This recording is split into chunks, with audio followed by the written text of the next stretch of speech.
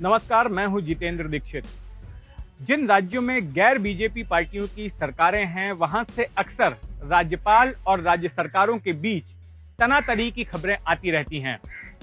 हमने ममता बनर्जी का टकराव राज्यपाल से पश्चिम बंगाल में देखा। दिल्ली में भी केजरीवाल सरकार की उपराज्यपाल के साथ तनातनी होते आई है और महाराष्ट्र भी इसका अपवाद नहीं है, जहां आए दिन ठाकरे सरकार का राज्यपाल भगत सिंह कोश्यारी के साथ टकराव होते रहता है। सबसे ताजा मामला कोश्यारी के मराठवाड़े दौरे को लेकर है, जिस पर ठाकरे सरकार ने आपत्ति जताई है।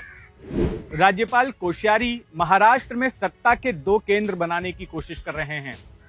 वो राज्य की चुनी हुई सरकार के संवैधानिक अधिकारों का हनन कर रहे हैं। ये आरोप लगाए हैं महाराष्ट्र सरकार के मंत्री नवाब मलिक ने कोश्यारी के ऊपर। दरअसल मलिक के आरोप उस टकराव की ताजा कड़ी हैं जो बीते 1.5 साल से महाराष्ट्र में गवर्नर और ठाकरे सरकार के बीच होता आया है। दरअसल राज्यपाल कोश्यारी ने अपनी मर्जी से मराठवाड़ा के 2 जिले हिंगोली और नांदेड़ का दौरा आयोजित करवा लिया और सीधे जिला अधिकारियों से इन दौरों के बारे में संपर्क किया। जब उनका ये दौरा होगा तो उस दौरान ये जिला अधिकारियों से यानी कि डिस्ट्रिक्ट कलेक्टर्स के साथ में रिव्यू मीटिंग्स भी लेंगे और साथ में अल्पसंख्यक विभाग के एक हॉस्टल का उद्घाटन भी करेंगे। इस काम के लिए उनकी ओर से सीधे अल्पसंख्यक विभाग के सेक्रेटरी से संपर्क किया गया था। अब जब ये जानकारी राज्य के मुख्यमंत्री उद्धव ठाकरे और उप मुख्यमंत्री अजीत पवार को मिली तो वे खफा हो गए और हाल ही में जो कैबिनेट की बैठक आयोजित की गई तो उस बैठक में इस मुद्दे पर चर्चा की गई, जिसके बाद नवाब मलिक उस बैठक से उठकर बाहर आए और मीडिया से मुखातिब हुए और राज्यपाल कोश्यारी को जमकर कोसा।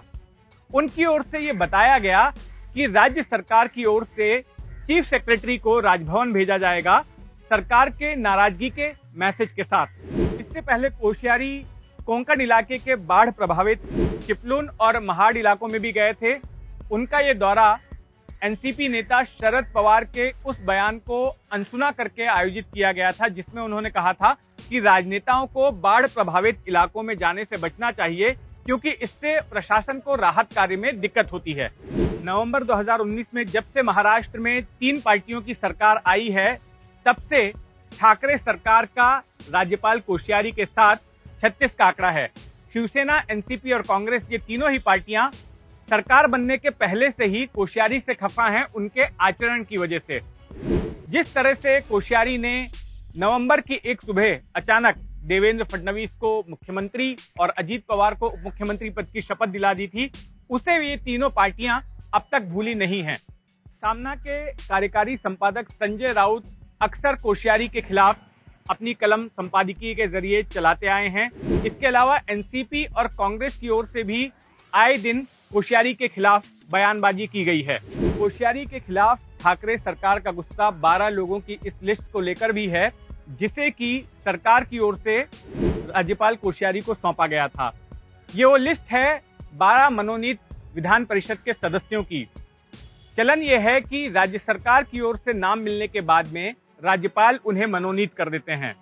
तो इसी लिहाज से तीनों ही पार्टियों ने 4-4 उम्मीदवारों की लिस्ट राज्यपाल के पास भेज दी थी, लेकिन लगता है कि वो लिस्ट राजभवन की फाइलों में कहीं दब गई है क्योंकि राज्यपाल कोश्यारी उस पर अब तक कोई फैसला नहीं ले रहे हैं। इस लिस्ट में शिवसेना की ओर से उर्मिला मातोंडकर का नाम भी भेजा गया है, लेकिन उनका विधायक बनने का नंबर नहीं लग पा रहा। कोश्यारी की ओर से भी ठाकरे सरकार को घेरने की कोशिश होती रहती है। हाल ही में जब महाराष्ट्र का 2 दिवसीय मानसून सत्र विधिमंडल का चला तो उसके पहले राज्यपाल कोश्यारी ने सरकार को खत लिखकर सलाह दी कि ये सत्र और ज्यादा लंबा होना चाहिए और साथ ही स्पीकर पद का चुनाव भी कराया जाना चाहिए, लेकिन सरकार ने उनकी सलाह को अनसुना कर दिया। केंद्र और राज्य में जब अलग अलग पार्टियों की सरकार हो तो अक्सर राज्य सरकारों का टकराव गवर्नर के साथ होते रहता है। ऐसा इसलिए क्योंकि राज्यपाल केंद्र की मर्जी से नियुक्त किए जाते हैं और अक्सर उनका आचरण केंद्र की नीतियों के अनुकूल होता है।